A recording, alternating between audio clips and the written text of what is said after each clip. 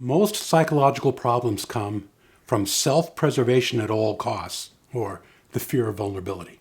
If you're trying to cling to your life so hard to save it for yourself, you're going to find out that that's not the best way to live. You're actually losing life.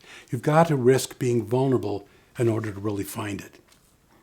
Now, when I say vulnerability, I'm not talking about military vulnerability or financial vulnerability. I'm talking about emotional vulnerability. You've got to be able to be emotionally vulnerable in order to live the most powerful life possible.